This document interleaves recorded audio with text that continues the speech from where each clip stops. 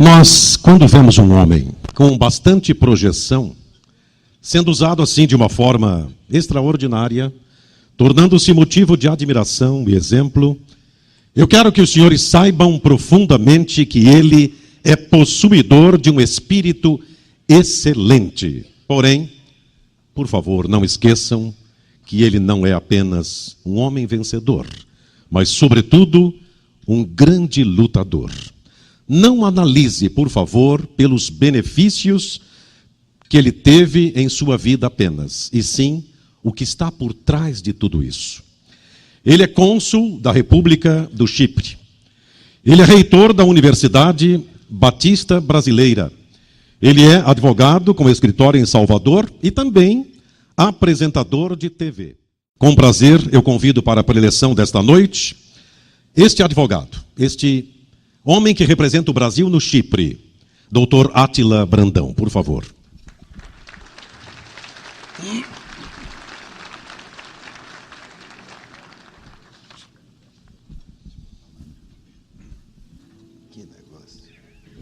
Boa noite, senhores. Boa noite, senhoras. Boa noite, juventude.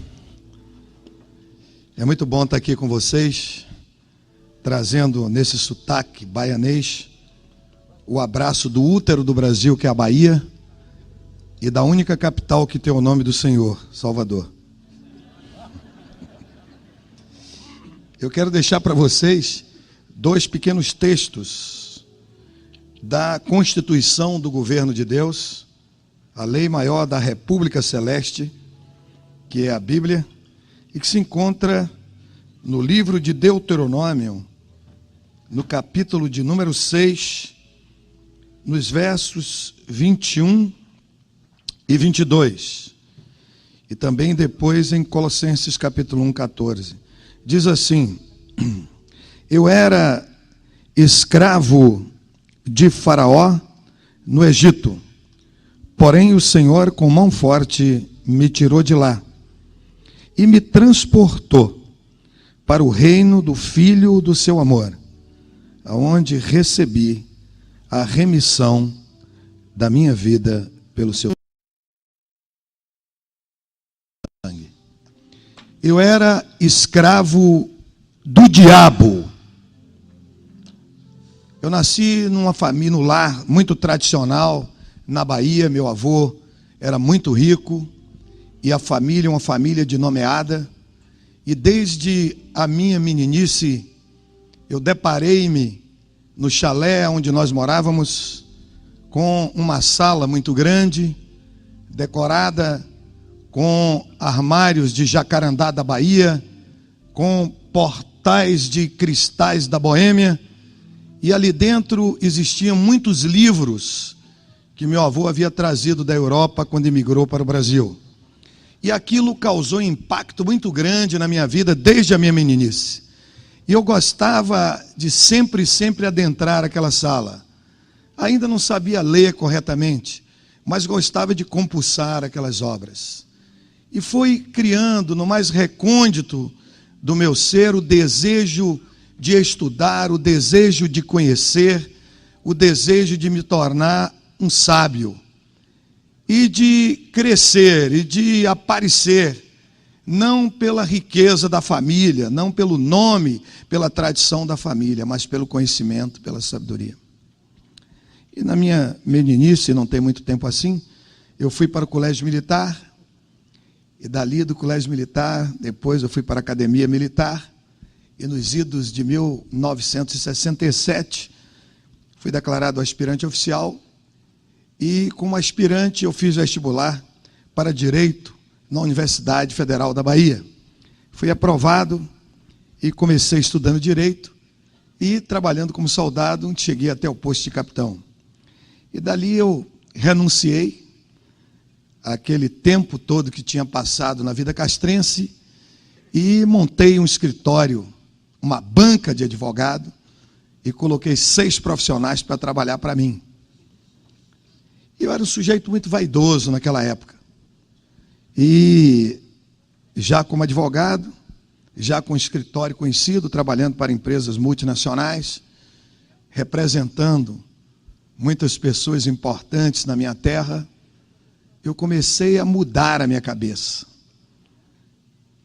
Eu agora alimentava o desejo de ficar milionário.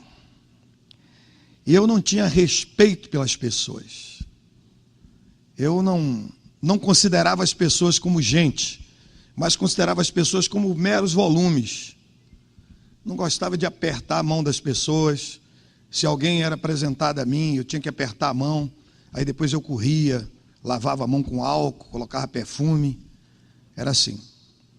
E tirei um rapaz muito educado, uma pessoa da High Society, tirei lá da penitenciária de Salvador, e coloquei como meu motorista, rapaz educadíssimo, né? E naquela época eu tinha um Mercedes-Benz, ele dirigia fardado.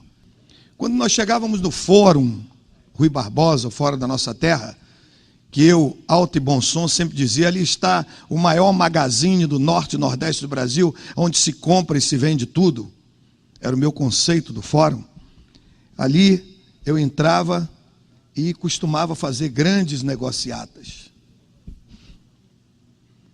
E uma certa vez, eu vinha saindo ali do fórum da minha cidade, tinha um lugar na frente do fórum que não podia parar automóvel, né? Era proibido, e eu sempre dizia a esse moço que trabalhava comigo, eu dizia, você só para aqui, bem na saída. E aí eu que gostava de me vestir naquele tempo com ternos ingleses e ternos italianos, né? Calçava meia dorê, né? Vestia aqueles sapatos, né? Calçava aqueles sapatos importados de couro de bezerro não nato alemão, né?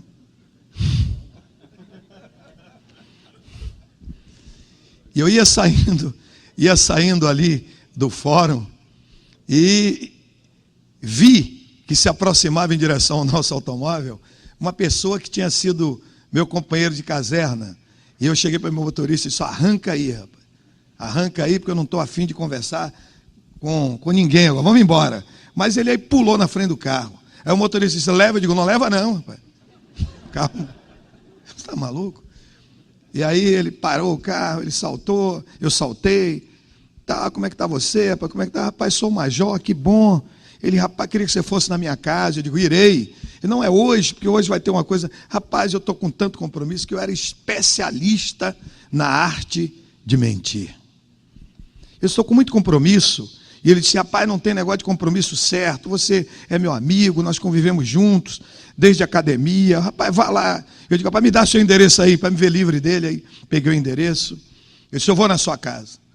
Você dá a sua palavra? Ele disse, não, mas minha palavra não valia nada, né? Eu disse, dou. Mas imagine que eu fui mesmo na casa dele. E quando cheguei na casa dele, naquela noite, eu observei que tinha muitas pessoas ali, e gente que até eu conhecia. E ali estava a esposa dele, eu não conhecia a esposa dele, uma senhora muito distinta, e ela estava cercada por várias pessoas ali, um ambiente assim festivo. E eu, por minha conta e risco, admiti que seria o aniversário daquela senhora, né? E eu disse, pô, esse cara nem me falou que era o aniversário da esposa dele, porque se me falasse, eu ia comprar uma joia Gasterne, ia chegar e dar para ela abrir na vista. Eu disse, não, o que ele me deu, olha para aqui que ele me deu. Era muito vaidoso, era um sujeito cínico, era um sujeito corrupto, era um sujeito corruptor, era um sujeito vaidoso, era um sujeito irascível, iracundo. Eu estava na minha vida de advogado, não tinha nada a ver mais com a vida castrense, com a vida militar, mas eu andava na minha valise, com uma pistola Colt .45, com 2 carregadores tipo cofre carregados de bala, pronto para qualquer momento que fosse necessário matar alguém. Não é?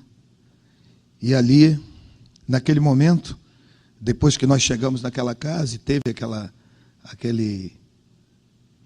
apresentação e tudo, aquela senhora convidou todos os presentes a se dirigirem para a sala de jantar. E eu era um sujeito, já era nessa época casado, minha mulher é pediatra, e aquilo que nosso querido Popó acabou de falar, viu, Popó? Eu também gostava muito, viu?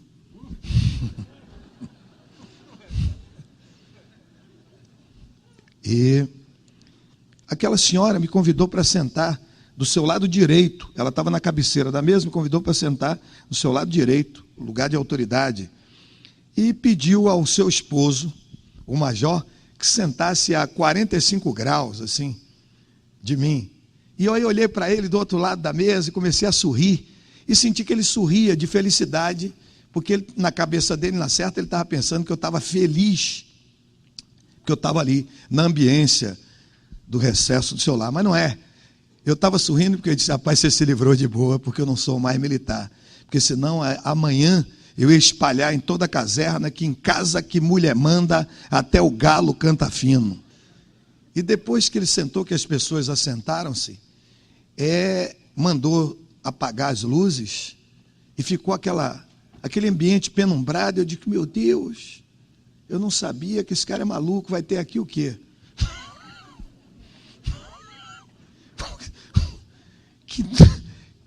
Que doideira, que negócio de louco é isso?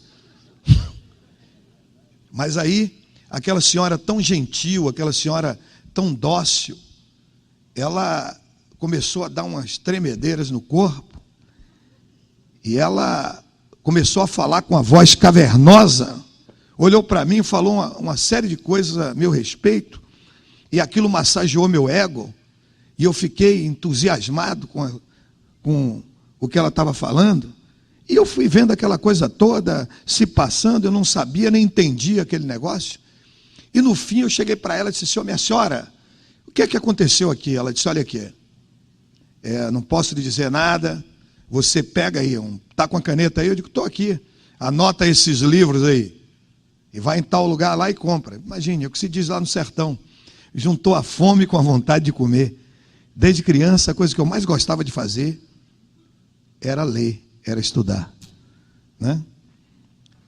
E eu no outro dia pedi a esse motorista meu que comprasse aqueles livros todos, e ele trouxe aquela série de livros, e eu comecei a devorar aqueles livros, escritos por um médico francês, que talvez você nunca tenha ouvido falar no nome dele, um linguista, um poliglota, um professor chamado Denisard Hippolyte Léon Riveil.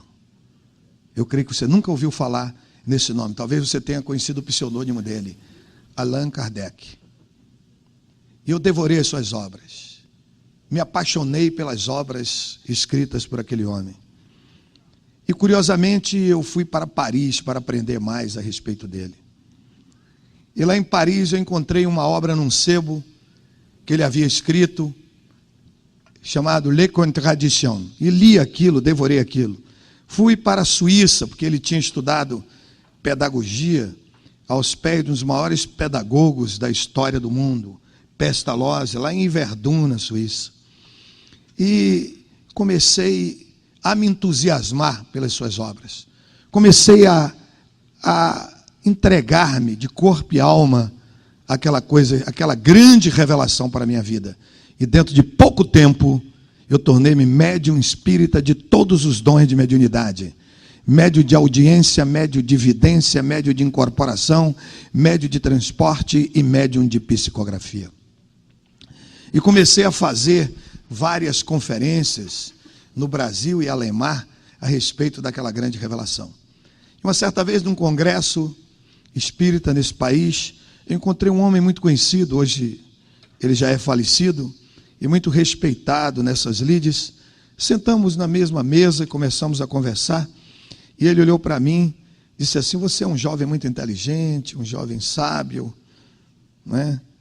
Fala vários idiomas, estudou muito, tem muitos títulos, mas eu quero te fazer um desafio. Eu disse, qual é o desafio que você quer fazer para mim? Ele disse, deixa esse negócio de espiritismo científico, espiritismo de mesa branca, e vai para a limpeza pública do espaço. Eu digo, o que é limpeza pública do espaço? Ele disse, Umbanda, você tem que ter uma experiência nisso. E eu topei aquele desafio, em pouco tempo tornei-me, além de médium espírita de todos os dons de mediunidade, tornei-me ogã de terreiro de Umbanda. E na Bahia isso é facílimo. E lembro-me como se fora hoje que quando cheguei naquele terreiro, eu perguntei àquela presidente daquele centro, e disse para ela: vem cá, eu estou vindo aqui, não sou nenhuma criança, minha senhora, e estou querendo participar disso aqui, tenho uma experiência no espiritismo científico, espiritismo de mesa branca, espiritismo kardecista, e eu quero saber qual é a entidade mais poderosa que tem aqui, para a gente fazer um acordo com ela. Esse negócio de pinto eu não quero, eu quero gente grande. E ela falou lá um bocado de termo, eu digo: minha senhora, não tem negócio de conversa não, eu quero um negócio prático, que a senhora não tem um tempo a perder, a senhora me fala aí quem é a pessoa mais forte que tem aqui. Ela me disse: não adianta lhe dizer, porque você pode ficar com medo. Não tenho medo de nada, minha senhora. Pode falar. Ela me disse: olha, tem vários nomes, uns chamam assim, outros chamam assado, outros chamam não sei de quê. Eu digo: minha senhora, olha, eu quero fazer um compromisso com a entidade mais poderosa que tem aqui. Se a senhora não tem condição de fazer isso, deixa de conversa fiada, me libera que eu vou procurar outro lugar. E ela disse: olha aqui, para encurtar a conversa, o nome é Satã. Eu digo: é Satã? É. Eu digo: é com esse que eu quero. Então eu quero saber da senhora o que é que esse Satã exige de mim, para a gente fazer um negócio, e negócio grande. Ela disse: olha aqui, você vai ter que, no dia 1º de maio, meia-noite, ir embaixo de um pé de gameleira branca e dar seu sangue para ele e fazer um pacto com ele. Eu digo: é isso que o povo diz de vender a alma? Ela disse: é isso mesmo. Eu digo: está fechado. Agora eu quero saber o que é que vem de lá para cá, porque negócio é mão e contramão, tem que ser bom para mim, tem que ser bom para ele. Ele quer ficar com minha alma, fica. Agora o que é que vai vir de lá para cá? O que é que o senhor quer? Eu digo: poder, glória e grana. Está fechado? Está fechado. Fechamos, marcamos o negócio e fomos lá no dia e fizemos aquele pacto. Ah, que negócio fantástico na minha vida. A partir daquele momento, minha vida mudou. Porque às vezes a gente pegava negócios na área de advocacia com honorários que até, viu, doutor Francisco, $1 milhão. E aí a gente tinha, sabe como é a justiça no Brasil, né? É um negócio moroso, e demora, e tem recurso, é um inferno. E a gente precisava de resolver na hora. Aí procurava o advogado ex-adverso e dizia: rapaz, há a possibilidade de fazer um acordo aqui, uma transação dos autos. O cara não tem negócio. Eu digo: 50% do honorário é seu. Você leva $500 mil, eu levo 500. E olha que naquele tempo não existia negócio de mensalão, mesadão. Não é nada disso. Mas a corrupção está no sangue do brasileiro, como está o açúcar no sangue do diabético. E aí, o cara não topava, dizia: não tem negócio. Eu digo: rapaz, tem negócio. Não tem, eu digo: tem. A gente faz esse acordo. Não faz, eu digo: faz. Quinta-feira nós vamos fazer esse acordo. Ele falou: não tem dia na semana para fazer. Eu digo: tem. Quinta-feira a gente resolve esse problema. Aí na quinta-feira era o dia de eu estar lá. E quando dava meia-noite em ponto, meu santo de frente, meu santo de cabeça, chegava no terreiro e todo mundo começava a correr com medo. E eu chegava ali e: fala, Satã. Diga aí, desgraçado. Temos um negócio para a gente fazer aqui. Conhece o doutor fulano? Conheço. Eu quero que você mata ele em 24 horas. E pode pedir o que você quer, se for matar. E no outro dia eu tinha um prazer de ler o jornal de maior circulação e ver: advogado fulano de tal, saindo de casa com sua esposa, seus filhos, uma caçamba desgovernada bateu e matou todo mundo. Eu disse: Satã, o negócio funciona. É assim que a gente vai começar essa parceria e vai até o fim. E aí as coisas iam, ver juiz, não queria despachar, bota um infarto no miocárdio dele. Você bota a esposa dele para botar um pá de chifre nele, boto. E a coisa funcionava, você via que tinha resposta. Então eu me senti o rei da cocada preta. Uma certa vez, eu fui chamado para ser advogado contra petróleo brasileiro. E ali estava, como ex-adverso, um dos grandes mestres do direito nesse país, chamado professor Josafá Marinho. Eu fui lá e falei com o Satã: Satã, olha para aqui, esse sujeito aí, rapaz, é até covardia eu ir para lá, contra petróleo brasileiro, poder econômico. Eu estou defendendo um sujeito pela assistência judiciária. O cara não tem onde cair vivo, que morto o sujeito cai em qualquer lugar. Não vai me pagar nunca. Eu tenho que arrancar esse dinheiro da petróleo. E como é que eu vou ganhar? Ele disse: você vai para Brasília, no Tribunal Federal de Recursos, E lá você vai ganhar por unanimidade com o voto contra. Eu digo, desgraçado, como é que eu posso ganhar com voto por unanimidade se tem um voto contra? Ele fez, cala a boca e vá. Eu digo, otário. Era assim que a gente se tratava. E aí lá vai eu para o Tribunal Federal de Recursos. E naquele dia eu tive um troféu, viu, doutor Francisco? Fazer uma sustentação oral no hoje extinto Tribunal Federal de Recursos. Advogado novo da província da Bahia, contra o mestre Josafá Marinho. E aí começou a hora do julgamento daquele processo. E o relator expôs lá o seu voto, e saiu todo mundo votando com o relator a meu favor. Eu disse, poxa, quando chegou no último, entendendo? Tinha um detalhe que o meu santo de cabeça, meu santo de frente, na época, tinha me dito, para você saber que eu estou nesse negócio, o ministro que vai votar contra vai estar de terno branco. Peraí, no Tribunal Superior, o sujeito de terno branco, rapaz? Eu disse, então você está variado. Rapaz, vá. Quando eu cheguei lá, ele estava realmente vestido de terno branco, com a toga por cima, né? E ele pediu que trouxesse o processo, e abriu assim o processo e disse assim, a aposta na inicial deste processo, a chancela do advogado da Petróleo Brasileiro, doutor Peçanha Martins, hoje ele é ministro do Tribunal Superior de Justiça. Meu filho, razão porque me julga impedido de votar. Então eu ganhei unanimidade, o voto contra não, o cara está impedido, né? E assim era a minha vida. E eu cheguei para minha esposa uma certa vez, já tinha filho, tinha várias amantes, uma para cada dia da semana, dava carro, dava apartamento, dava joia, dava tudo. E aí quando chega um dia, eu cheguei naquele terreiro ali, e quando deu meia-noite, eu vi uma voz assim. Eu conhecia todas as expressões vocais de todos os chamados orixás, pretos velhos, todo tipo de coisa. Você vê um sujeito analfabruto, não sabe nem ler nem escrever, fala nagô, fala bantu, fala iorubá. Imagine uma pessoa de nível superior ali dentro. Eu conhecia todas as expressões vocais, todos os tipos de toque, todas as 7 linhas da alma, eu conhecia tudo. Todos os tipos de vozes que você ouvisse ali, eu era médio também audiente. E naquela noite eu ouvi uma voz que dizia, aí não é o meu lugar. E para vocês terem uma ideia, a essa altura da minha vida, eu era médio espírita de todos os dons de mediunidade, era o Gandhi terreiro de Umbanda, era do Seixonoe, era do Hare Krishna, era meditador transcendental, era mestre de maçonaria, era mestre de Rosa Cruz, era do Grande Círculo Branco, era yogi, era zen budista, era budista, vice-campeão baiano de karatê, mestre de capoeira de Angola, era do Grande Círculo Branco. E eu ouvi aquela voz ali dizendo, aí não é meu lugar. E como nós tínhamos feito um acordo entre as pessoas que frequentavam aqueles terreiros, que era autoridade ali como nós, de que nós íamos fazer qualquer negócio que as entidades mandassem, mas nós não queríamos aceitar nenhuma imposição que tivesse de trabalhar com gente pobre.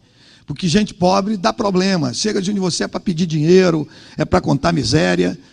Era o primeiro problema, a primeira coisa, só entra aqui gente rico. E segundo, só entra doutor. E ali estava um diretor financeiro de uma das maiores construtoras desse país, e nós tínhamos feito um acordo para roubar dinheiro da construtora e construir o terreiro. Construímos um negócio bonito, rapaz, todo de mármore, era uma coisa linda. E demos o golpe lá e botamos tudo bonitinho, né?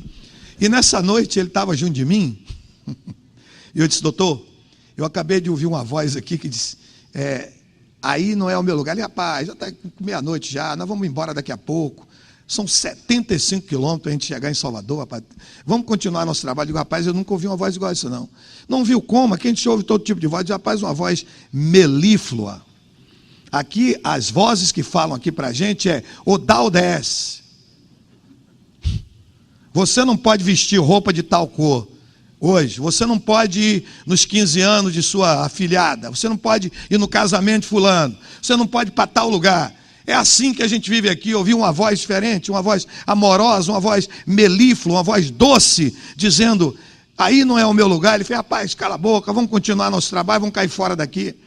E daqui a pouco, uns 10 minutos depois, eu ouvi a mesma voz que dizia assim: eu sou o Senhor, aí não é o meu lugar.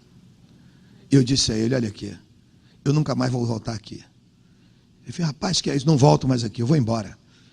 E aí fui lá, peguei o meu veículo, um Mercedes-Benz, e saí em alta velocidade, né, em direção a Salvador, 75 quilômetros.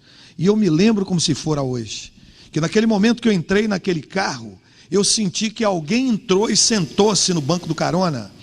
Mas o que havia de estranho era o seguinte: eu era médium vidente, eu via no mundo do espírito. E eu olhava para o lado e não conseguia ver nada, mas sentia aquela sensação de alguém, de uma pessoa sentada do meu lado.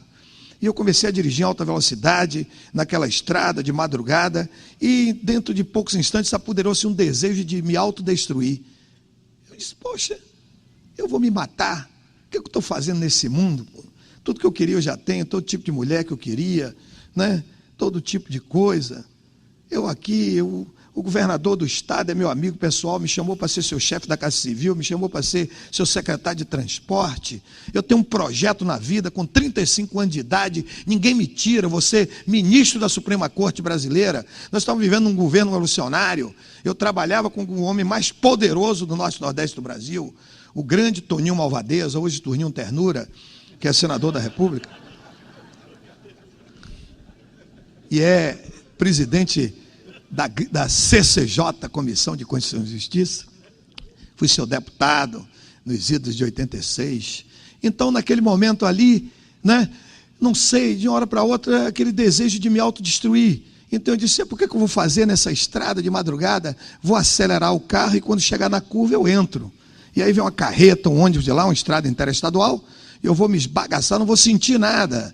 E aí eu entrava na curva em alta velocidade, não via ninguém. Aí eu voltava, daqui a pouco eu vou jogar nesse despenhadeiro que vai chegar aí próximo.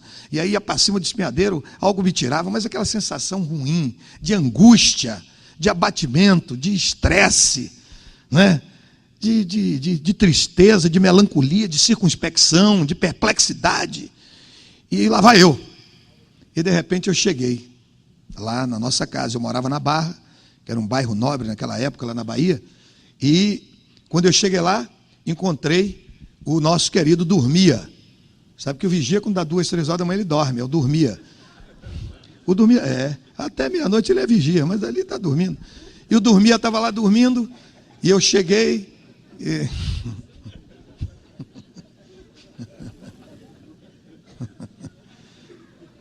Parei o carro assim, e saí assim de mansinho, e senti que aquela pessoa, aquele corpo que estava ali do meu lado, estava me acompanhando, mas não conseguia ver. E aí eu fiquei no elevador, apertei o elevador desceu, pulei dentro do elevador, para ver se entrava mais aquela sensação me seguindo. Eu morava no 4º andar, era um apartamento, um edifício de 9 andares, eu morava no 4º, era um por andar. E aí quando eu cheguei no meu quarto, eu já não dormia no mesmo quarto da minha mulher. Várias vezes eu disse para ela: na hora que nós passarmos pelo corredor do prédio, você não toque em mim, eu tenho nojo de você, tenho asco de você, estou com você, porque eu sendo casado, as pessoas vão confiar em mim, e eu vou poder ir para a cama com a mulher dos outros, por isso que eu quero você, não quero mais saber de você, se quiser ir embora, vai embora. E aí, naquela noite eu entrei ali no meu quarto, para fazer aquela prece mecânica, que eu era obrigado a fazer, não sabia porquê, mas tinha que fazer. E quando eu olhei para a porta do meu quarto, eu vi quem estava me seguindo. O homem das 7 caras, o homem das 7 faces, que eu servi com tanta singeleza de coração em todas as suas obras, e tudo que ele me mandava fazer, eu fazia.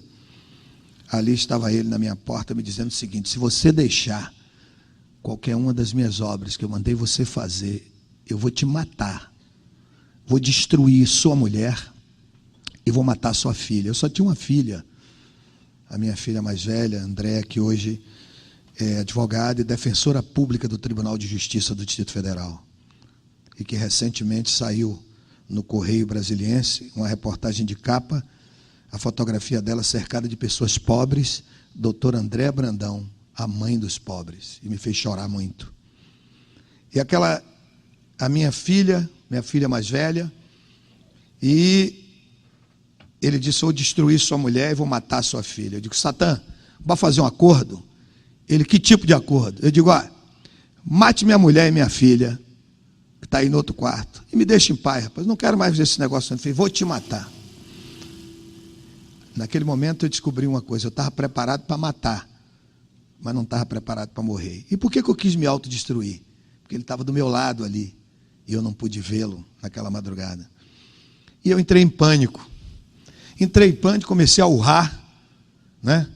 Você sabe que homem com medo, em pânico, ele não raciocina. E eu me lembro quando era menino no sertão, na fazenda do meu avô paterno, Coronel Sebastião, que não tem nada a ver com meu avô materno, esse sujeito rico que eu estava falando. Eu fui visitar uma vaca que tinha dado uma cria, e a vaca se apaixonou por mim e resolveu me abraçar, eu acho. E eu saí numa velocidade tremenda, gritando, e pulei uma cerca de 7 fios de arame. E ali naquela noite eu entrei em pânico, estava sentado à beira da cama e caí no chão esparramado, gritando, urrando, e ele dizendo: vou te matar, vou te acabar, vou te destruir. Comecei a urrar e caí no chão. E quando caí no chão, estava ali em pânico, não raciocinava nada, eu senti aqui no meu ombro direito, o braço do tabernáculo, alguém apertando o meu ombro e dizendo: diga Jesus. Meu Deus do céu. Você chegar para um sujeito espírita, não é espírita da ralé que está iniciando o espiritismo, não, espírito de auto-espiritismo, dizer: diga Jesus. Eu sabia que Jesus era um médium de Nazaré que recebeu por incorporação um Cristo planetário, um avatar, um espírito angélico, e um dia eu seria também um avatar, um Cristo. Eu ia morrer e depois eu ia reencarnar, era a lei do karma. Eu ia e voltava, e um dia chegava a ser um Cristo. Então eu ia chamar Jesus. Por outro lado, não tinha como eu chamar Jesus, porque meus avós maternos eram judeus. E judeu não crê em Yeshua. Como é que eu ia chamar Jesus? E segundo, isso não alterava nada, mas eu estava em pânico. Se dissesse assim: chama custódio, eu gritava: custódio! Alguém disse: chama Jesus, e eu gritei: Jesus! E Satã saiu da porta do meu quarto, foi para a cozinha da minha casa, do meu apartamento, e começou a arrebentar tudo. Abria a geladeira assim, atiçava, virou geladeira, quebrou o fogão, saía voando as pratarias, quadro voando da parede, um inferno total. E aí eu voltei a raciocinar. Eu digo: poxa, eu chamo o nome de um sujeito, mano, e esse desgraçado que é tão poderoso foge, vai para a cozinha. Eu sou inimigo do cara do terceiro andar. Se eu começar a chamar o nome desse tal de Jesus aí, ele vai matar o cara dormindo na cama. Comecei a gritar: Jesus! Aí aquela voz atrás de mim dizia: diga assim: Jesus, tenha misericórdia de mim. Eu aí: Jesus, tenha misericórdia de mim. E aí fez-se um silêncio absoluto naquela madrugada. E eu fiquei impactado de que espírito angélico, que avatar de síntese, que Cristo planetário é esse? Espírito de luz que veio em meu socorro num momento de tanta angústia, de tanto abatimento, de tanta perplexidade, de tanto medo, no confronto com a morte iminente. Aí eu pulei assim, acendi a luz do quarto para ver quem era aquele espírito. E quando eu olhei, descobri algo que eu não sabia. Estava ali ajoelhada em cima da minha cama a mulher mais bonita do universo, a minha esposa. E ela disse: olha, filho, eu nunca deixei de orar por você. Nunca deixei de interceder por você.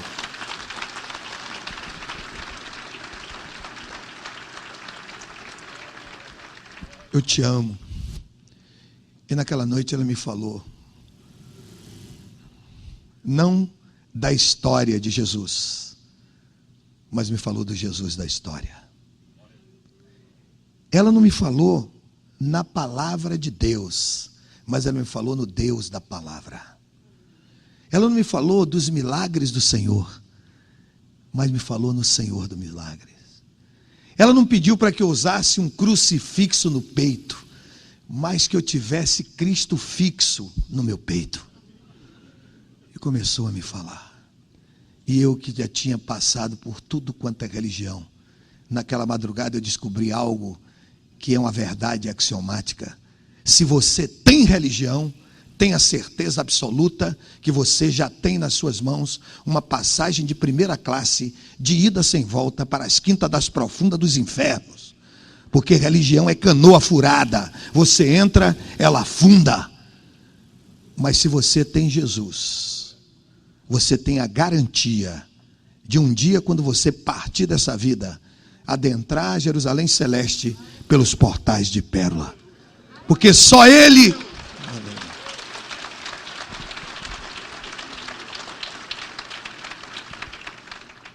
Está ali um empresário, meu querido e particular amigo, Taleb, que fala árabe.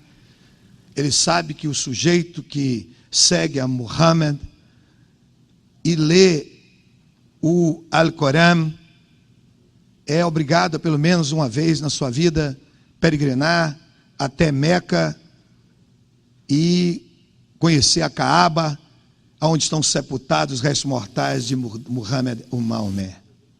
Outros que tiveram o privilégio, como nós tivemos, irmão Custódio, de ir nos cantões da China e passaram ali para visitar a sepultura de Kong Funtze, um dos maiores mandarins da história, e milhares de milhões de pessoas o adoram como um Messias. Confúcio, ali está a sepultura dele.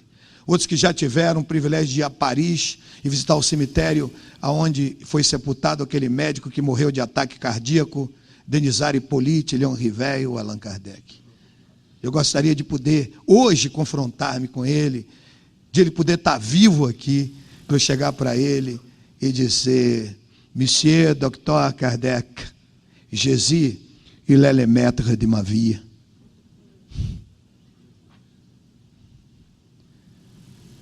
Outros que seguem por aí, tantos outros gurus e tantos outros mestres. Quem sabe você segue Siddhartha Gautama Sakyamundi, o Buda iluminado, o príncipe indiano, que no momento antes da sua morte, ele chamou o seu melhor discípulo e disse: tudo é vão, eu procurei, mas não encontrei a verdade. Quando eu morrer, eu quero que você me queime e jogue minhas cinzas no rio sagrado. E Yeshua, de que eu estou falando a vocês, Jesus, se você tiver o privilégio, que eu e outros já tivemos, de ir a Jerusalém, visitar o túmulo do jardim, você vai descobrir que o túmulo está vazio. E há mais provas que Jesus ressuscitou dentre os mortos do que Cabral descobriu o Brasil. Nenhum desses mestres que a humanidade segue freneticamente conseguiram dividir a história da humanidade em duas eras, antes e depois de Cristo. E não venha para cá me dizer que você tem Cristo. Eu não quero saber disso. Eu quero saber nessa noite se Cristo tem você.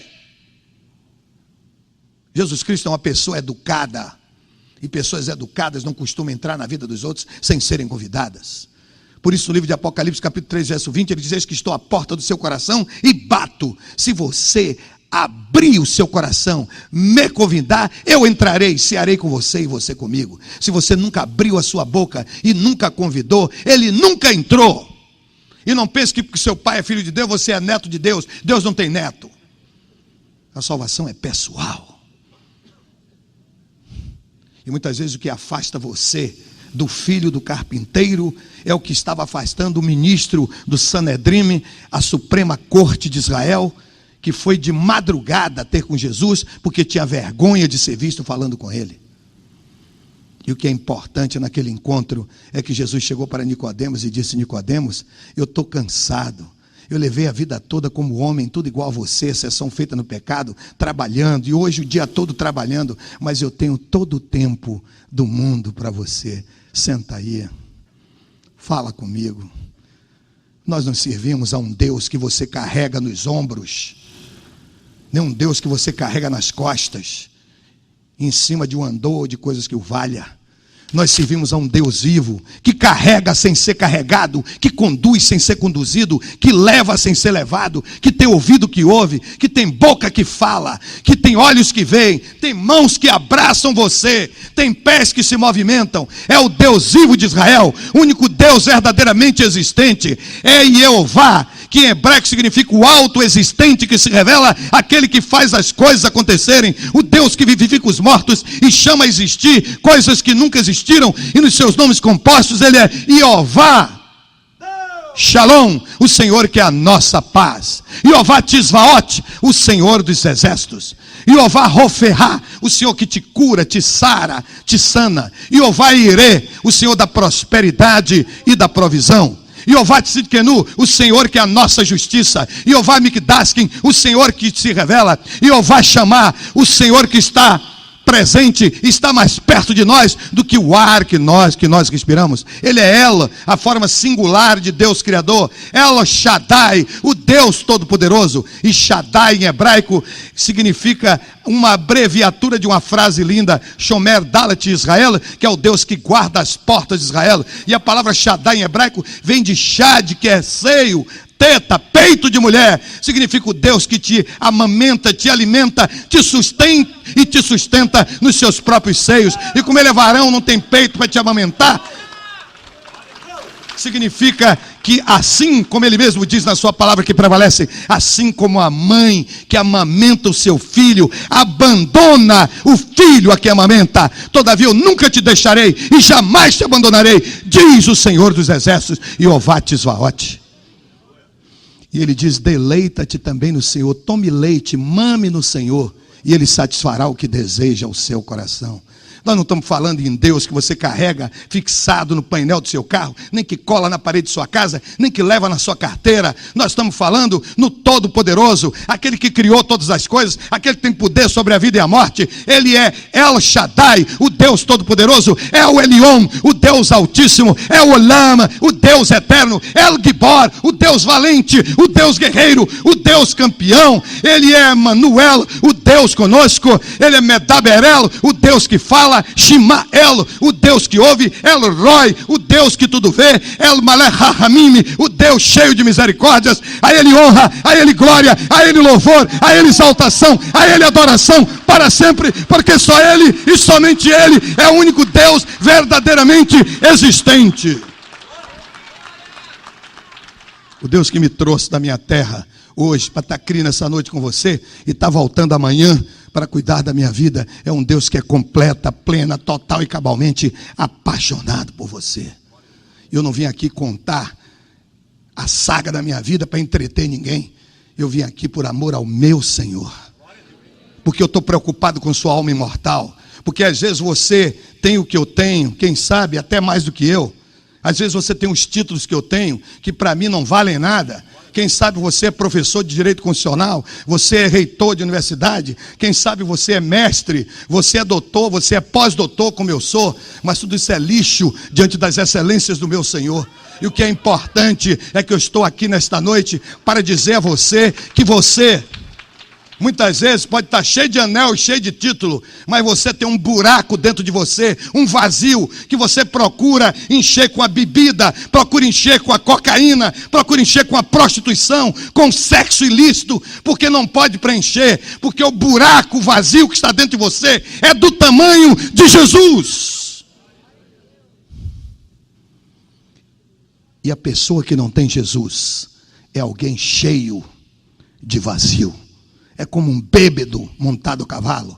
Pende para um lado, para outro, para frente, para trás. Não tem norte, não tem direção, não tem segurança, não tem estabilidade, não tem nada. Você pode ser muito culto e muito sábio, mas você não sabe de onde veio, o que está fazendo aqui e para onde vai. E se você fechar os olhos nesta madrugada, você vai para onde? Está pensando que vai morrer e depois vai reencarnar? E vai morrer e vai reencarnar? A palavra que prevalece em Jó, capítulo 7, verso 9 e 10, diz assim: como a nuvem se desfaz e passa, aqueles que já morreram nunca mais tornarão a nascer. E se existe nessa noite, memorável e inesquecível, alguma pessoa que deseje preencher o seu vazio, que deseja um confronto com o Senhor da história, Jesus de Nazaré, Yeshua HaMashiach Menat Zeret, eu quero que você saiba que quando Jesus se confronta, cruza com a morte vira vida. Quando ele cruza com a fome, ela vira saciedade. Quando ele cruza com a doença, ela vira saúde. Quando ele cruza com a derrota, ela vira vitória. Quem sabe você é uma pessoa depressiva, porque o diabo está dizendo a você que você é um derrotado, você é um empresário falido, seu negócio não dá certo, você é um azarão, você não vai para lugar nenhum, você não tem sorte. Quem sabe estão dizendo a você que você tem que tomar banho de sal grosso. Quem sabe estão dizendo a você que você tem que tomar banho de cortiça, porque você está muito pesado, para você ficar leve. Eu quero que você saiba que o diabo é um mentiroso, é um pai da mentira, é um desgraçado, é um chifrudo, é um derrotado e é um travesti. A Bíblia diz que ele se traveste em anjo de luz. E eu quero que vocês saibam uma coisa mais importante: quando ele disser que você é um derrotado, ele está mentindo. Porque antes de você nascer, quando sua mãe e seu papai tiveram relação sexual e seu pai teve prazer, ele jogou no ventre de sua mãe mais de 6 milhões de espermatozoides. E naquele momento começou uma carreira tremenda para ver quem chegava na frente e encontrava o óvulo que estava no terço médio da trompa dela, para ali fecundá-la. E depois aquele óvulo descer, nidar no útero e dar origem a você. E foi você que ganhou a corrida. Milhares de milhões morreram para você nascer. Por isso todas as pessoas que estão vivas são vencedoras.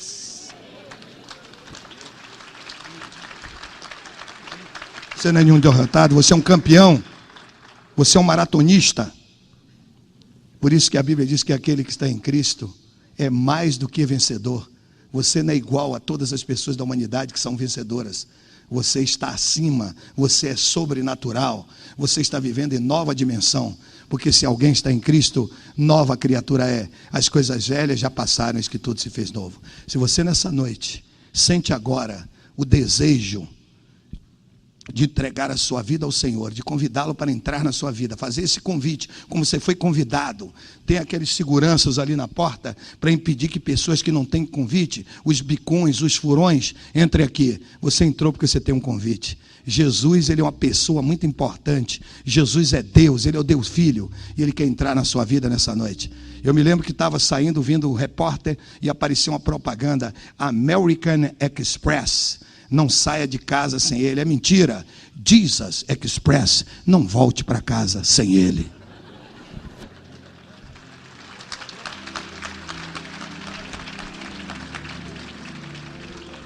Se você sente esse desejo, eu quero que você saia daqui nessa noite declarando o seu amor por ele. Que você diga: eu te amo, Jesus Cristo. Que você diga: Ich liebe dich, Jesus. Que você diga: Je t'aime, mon cher Jesus. Que você diga: Ti voglio tanto bene, Jesus. Que você diga: Ego agapau ot Christos. Que você diga: Ani ohevel terra, Yeshua HaMashiach. Eu te amo, Jesus Cristo. I love you, Jesus. Seja lá como você quiser declarar, você vai sair daqui declarando o seu amor por ele, porque Jesus é Deus. E se você sente esse toque nesta noite memorável e inesquecível e quer convidá-lo, não precisa falar, não precisa se desesperar, não precisa arrancar os cabelos, quem sabe você é careca, não precisa fazer mais nada.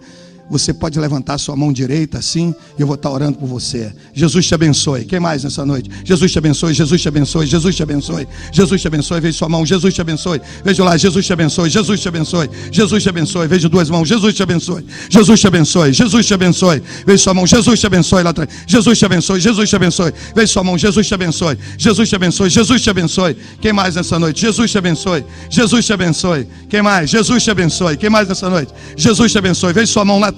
Jesus te abençoe, Jesus te abençoe, Jesus te abençoe, Jesus te abençoe, Jesus te abençoe. Oh meu Deus, que maravilha. Olha aqui. Quem sabe você levantou a mão porque você gostou do meu discurso. Quem sabe você levantou a mão porque me achou um tipo de beleza. Quem sabe você levantou a mão porque ficou emocionado. Não vale. Ele diz: apresentai os vossos corpos limpos em sacrifício puro e agradável a Deus, que é o vosso culto racional. Ele quer de você um culto da inteligência, do raciocínio, do discernimento, da elucubração, da escolha. Se você sentiu que é Ele. Aquilo que Ele disse aos judeus da sua época: Anin Hadere, Verra Emet, Verra Raima. Eu sou o caminho, eu sou a verdade e eu sou a vida. Aquilo que está escrito nessa palavra, e Amós 3,7, não é pela força, nem pela violência, mas pelo meu espírito, diz o Senhor. Em Sefer Irmiyahu Hanavi, no livro do profeta Jeremias, no capítulo 1, verso 12, está escrito: Kishoked ani ali devari la sotó, porque eu velo pela minha palavra para cumpri-la. Se você fez esse sinal porque você sentiu, Ele diz assim: todo aquele que me recebe, este virá a mim. E eu gostaria que você viesse aqui à frente, irmão Custódio e eu. Nós vamos abraçar você, vamos orar por você. We're gonna pray for you tonight. É um dia de festa, é um dia maravilhoso. Você pode vir, irmão Custódio, Rangel Pires vai estar aqui. Você que, mesmo que você não tenha levantado a mão, mas você sente esse desejo, vem aqui agora. Venha, come for Jesus right now. Venha para Jesus Cristo, ahorita mesmo. Viens per Jesus, lá é métrica devota que via. Vem agora, como você está, pode sair do seu lugar. Esse é o momento, pode vir, traga a sua pessoa, ao seu companheiro, mesmo que você não conheça a pessoa, venha, traga do seu lado, venha, me leve lá, eu quero ir nessa noite, eu não vou sair daqui sem ele. Se tiveres tempo, olhe para os lírios que nascem tão lindos nos prados e campos.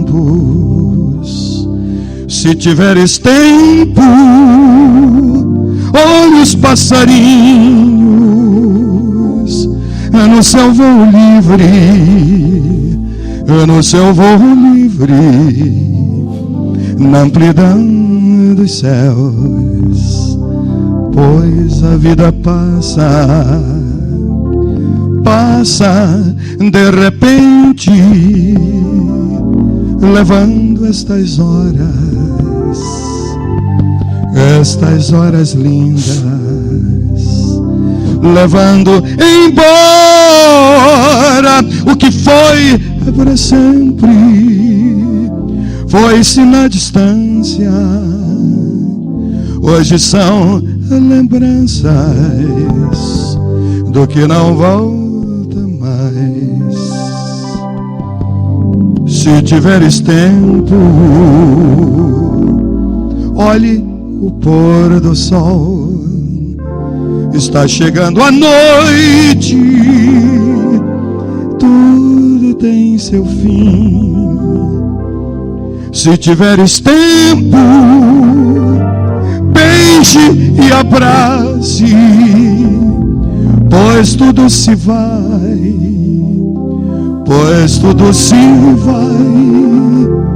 e não volta mais, pois a vida passa de repente, levando estas horas lindas, levando embora o que foi para sempre, foi-se na distância. Hoje são lembranças do que não volta mais. Se tiveres tempo, olhe para a cruz. Há tempo de espera, o meu Senhor Jesus. Pode ser que o tempo lhe dê tempo ainda de hoje decidires